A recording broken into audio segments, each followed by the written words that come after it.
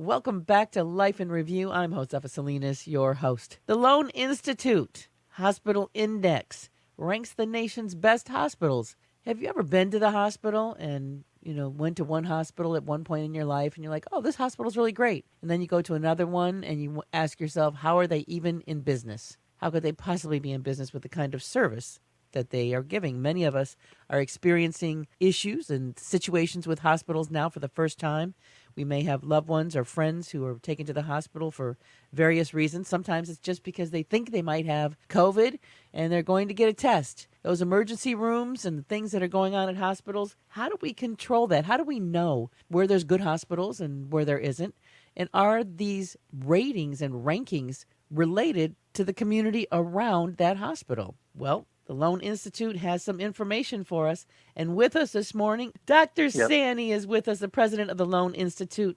Good morning. It is so good to have you here. Thank you for having me. So let's get right down to it. Why is it necessary to look at hospitals and then the surrounding communities and then decide whether or not the services that are being offered are reflective of the communities or a result of the communities? We've always believed, and I think most people would agree, that hospitals have needed to be partners in their communities. But as you pointed out earlier, I think what COVID-19 shows us all is how critical that can be. They're really actually essential for our communities. So when communities are relying on them like never before, we think it's probably a good time to rethink what it means, to be a really great hospital. So we think to be a really great hospital, you need good patient outcomes. You also need care that's high value, that doesn't waste money or do unnecessary things. And also we believe that civic leadership is important. That's giving back to the community and not putting profits over the interests of patients and communities. So that's how we approach this, and we ask those three questions. Are they providing good patient outcomes, high value, and are they meeting their obligation to advance equity in their communities? Up till now, there really hasn't been a good way to measure that, so we wanted a way to gauge that performance, and so we developed the Lown Institute Hospitals Index. So what goes into deciding whether or not a hospital is actually functioning to best service the community it surrounds? So we measure three things. So we start with patient outcomes because we think everybody would agree that that's important, and we give that the greatest weight. But we look at civic leadership, and what we define for civic leadership, we look at pay equity. That is, how well are hospitals paying their non-professional workers that make the place run? We look at spending in the community that's related to the health of the community, whether it's charity care or community health improvement. And we look at inclusivity, and we do that by using claims data and looking at the income and the educational level and the racial background of the patients who come into the hospital and compare that using measurement to the surrounding community in their catchment area. And using those, we've developed this index of civic leadership, and we combine all of those to create the Lown Institute Hospitals Index. What are you finding about the hospitals here in the U.S.? Now, I know that we've got, innovative technology. Some of our nurses and doctors have, oh my gosh, some of the best trauma care anywhere in the world. But overall performances, it says the health of our nation lags behind every other wealthy country on the planet. That's disturbing. Yes, you have that right. We probably have the best, if not the best, emergency or trauma care, that kind of care. But on every other measurement around a lot of things that matter, we really do lag in repeated international studies and comparisons. And I think, the answer is that we have a lot of disparities, and it's a very uneven system. So if we really want to go from good to great, we have to focus more on all of those. What we're finding is that a lot of the hospitals that are really well-renowned or that have, really good outcomes are struggling to advance equity within their own communities. And, a lot of times there's a business model that our system has imposed that really creates a premium on procedures, particularly elective procedures. At the same time, what we're finding is that safety net hospitals, hospitals that disproportionately care for people with lower income or communities of color, are struggling to improve their mortality in the face of a lot of chronic conditions that a lot of people struggle with because of their conditions in their community. And so what we're finding is it's really hard to do well on all three of the measures that we have. But there are hospitals that are doing it, and there are hospitals that are able to do it. And we think those examples are worth looking at, and those examples allow all of us to recognize that it can be done. And now the job is to figure out how all of us and all hospitals can achieve that. Is there any kind of information that is available to the general public that would allow us to go and look at how a hospital in our area ranked? Yes. You can go to lownhospitalsindex.org. And you'll be able to look at all hospitals, and you can look at them in many different dimensions, whether it's outcomes or pay equity or community benefit. All of that's available online at lownhospitalsindex.org. Now, I had a situation recently, and maybe it's just me being paranoid, but my mom was in the hospital in January, and she was on Medicare. She did not have Medi-Cal at the time. She only had Medicare.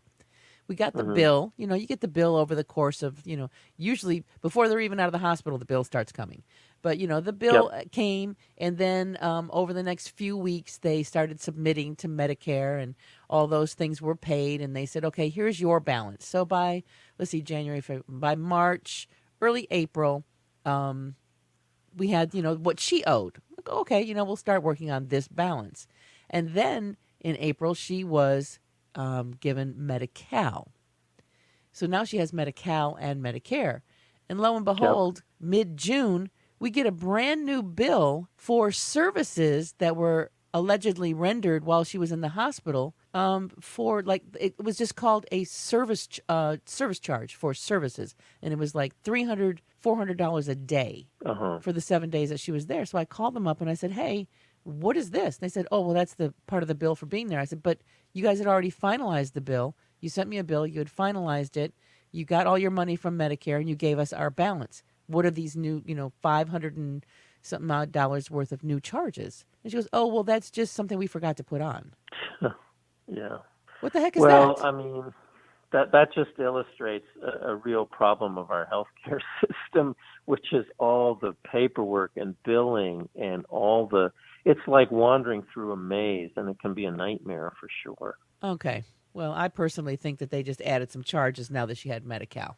Well, the way you're telling the story, it's quite possible. I just don't understand. Quite often things go retroactive, and when they find out you do have insurance, they'll go back and figure out whether you had insurance back then. So if the coverage was there, but in an individual case like this, it's really hard to know what to make of it.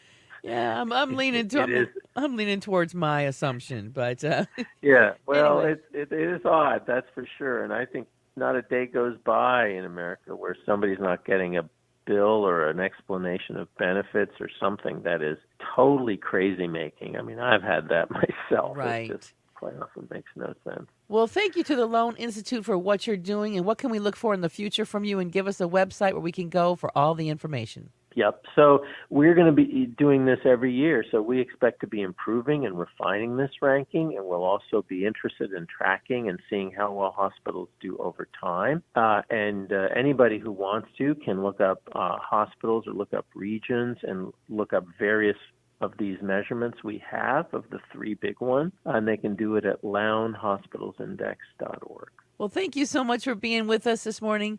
Continued research and information so that we can gauge how we are being taken care of in the hospitals and the communities around us. Thank you so much for having me. Have a beautiful day. Yep, take care. Oh, this darn virus. It has changed our lives in so many ways. One of the biggest changes for many of us are not being able to see our loved ones if they are in nursing homes, hospitals, skilled nursing facilities. I know for me, My mother's place where she is at went on lockdown. She was there recovering from a gallbladder surgery and was supposed to then be back home with me and got caught in the lockdown. Well, 4 weeks after they shut it down, now remind you, this is a shut down facility where there's not supposed to be any visitors coming in. She tests positive for COVID, along with 39 other people in her facility. 6 people have died. About 20 or 30 staff members have gotten COVID in that facility. And what do we get? Nothing but frustration, inability to see our loved ones, no answers. How could they possibly have gotten this in a lockdown facility? How did it get in? Nobody has an answer, and this is happening in nursing homes across the country. Blanca Castro, AARP California Advocacy Director, is on the phone with us to discuss the nursing home crisis right here in California. And I'm telling you, people, it's a crisis. You want to see the statistics? Go to lapublichealth.org, click on COVID, and then look at the nursing home facilities, and you can see how many staff have it, how many patients have it, and how many people have died. The numbers are startling. Good morning, Blanca. Good morning, Josefa. Thank you for doing this interview. I really appreciate it. It's my absolute pleasure, and clearly I have a personal interest in the subject, but I would be doing it regardless because I find it just absolutely astounding, the lack of information, the lack of protocols in place, and the extraordinary amount of people in lockdown facilities who have acquired this disease and died. So this didn't have to be this way.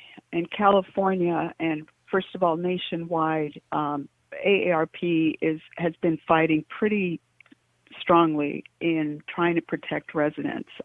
We've been doing this for the past 60 years, but it's a huge industry. And across the nation, we have 50,000 people who have died from COVID-19. All of these are from nursing homes and long-term care facilities. That's 40% of all the COVID-19 deaths in our nation. That's so far. But in California, the numbers are even more staggering. We currently have 5,936 people who have died thus far in California.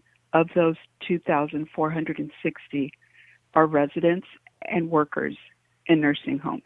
So what does that tell you? Is that there was nothing in place to protect residents, as you mentioned, and I'm sorry to hear that your mother is in lockdown, like many thousands of residents are right now, and you're not able to see her. It's very difficult because you're right. These are our mothers, our fathers, our grandparents, our spouses. And it didn't have to be this way if we had the testing, if we had the protective equipment, not just for residents, but for workers. And what we also didn't even have was a reporting system. So it just started in April in California, where nursing homes were required to report how many COVID-positive cases they had, how many deaths they had, and if they needed help, because the staff, if you have staff that you're already understaffed, and now you have them not being able to come because they are sick, then you have even greater problem. So this has been something that has been happening for years, but now it's time to stop allowing for nursing homes to get away with what essentially is lack of oversight and lack of enforcement when they're not doing the right thing. Who oversees nursing homes, and why isn't there oversight? So the California Department of Public Health Services, at the federal level, it's the Centers for Medicare and Medicaid. At the state level, you have the California Department of Public Health, which reports to the Health and Human Services Agency, which reports to the governor. So you can start with the Department of Public Health. But at the county level, you also have county-run nursing homes, and you have the local county public health directors. And they, too, need to be responsible for how they're overseeing, but more importantly, how are they enforcing everything from, do you have adequate staffing? Do you have an action plan in place when there is an infection? How do you quarantine an individual who has a virus? In this case, we have a new virus, one that is brand new to the whole country. But nursing homes should have been already planning for this because they run into this all the time. So what we need to see and what we're demanding is that there be the following things. First of all, there needs to be more funding available at the federal level to the states that goes to the local governments, but funding to buy more equipment, that's protective equipment, training on how to use it, masks, gloves, gowns, making sure that you have adequate testing, and not just once, but that you're testing people on a regular basis. People who come in and out, anybody who comes in and out needs to be tested. You also should be establishing a protocol for when somebody gets the virus, how are you going to keep them away from a congregate or a larger group? And then informing family members. If you need to have immediate information from those nursing homes, you should be able to talk to a staff person, a CEO, somebody, and they should be providing information about what the situation is. And what we're promoting and what we're fighting for is allowing for virtual visitation. What that means essentially is have internet access. Let people, if they don't have a cell phone, let's get them cell phones so they can communicate with their loved ones and hear their voice. We're also seeing that the infection or that the lack of any visitation creates isolation, which results in even more health problems and in some cases death. Oh, I absolutely agree. I mean, I've seen such a decline in my mother's health. She was like talking, joking. I would go see her every single day. We would spend the afternoon and early evening together after I got off work every day, and I would bring her food, and we would sit there and eat and laugh and joke about when she was going to get to come home again. And the person that I left on March 13th, when they closed everything down, is not the person that I see now when I get a chance to see her. When she was at the nursing home, I could go to the window and look in because after 8 weeks of testing positive, then she tested negative all through June. So she was back on the side of the nursing home where people who don't have COVID are. And so I could go to a window again. But for 8 weeks, I couldn't see her. And she has short-term memory loss. So she remembers everything from the past. She's unable to retain current memories. It's like the movie 50 First Dates. She remembers everything from the past, but can't retain anything new. So every day she wakes up and doesn't know where she is or where I am and why she is where she is. Even if she had a cell phone, she wouldn't remember that she had it. So it would be useless. Go ahead. No, and so my thing was I wanted to put like an Amazon Echo in there on her, nightstand so that I could call in and she would look over and see my face, and all she'd have to do is tap it to be able to speak to me, and then I could see her, she could see me, and they wouldn't allow it because they said, "Oh, it's the privacy of the other people." I said, "There's nobody else in her room. What are you talking about? There's nobody else in her room." And no, and that's those are the situations where there's no reason why you shouldn't be able to ask for that, because these are unprecedented situations. If you're unable to visit her, you're unable to communicate, then why can't they waive that? And that's part of what we're saying about virtual visitation. Whatever form it looks like, having that direct communication with a loved one, as you mentioned, Josefa, it's extremely important. And so what we're asking the state and the governor in California and the Centers for Medicare and Medicaid is to allow for at least one individual who can be that support person for a resident. And maybe that is a daughter, a son, a husband, a wife, grandchild.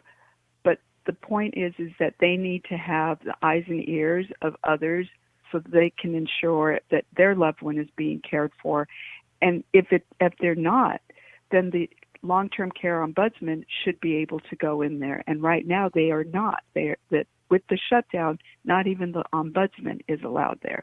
And that's the entity we have in the state to be able to file complaints and have investigations done. So what we're urging right now is that we need to stop the pace of this virus. Nursing homes know what they need to do. And the state is now providing more protective equipment, more testing. It's not in everything, and they need to establish a way the state does, to enforce and And even with any more money that the nursing homes have, if they're not producing quality care, then there should be some type of penalties associated with that. Oh, and they make so much money. The money that they're making. I mean, I see what they're charging me. They take my mother's entire Social Security check. You know, she's in the hospital. Oh, well, if you want us to hold her bed, it's $300 a day. I'm like, are you insane?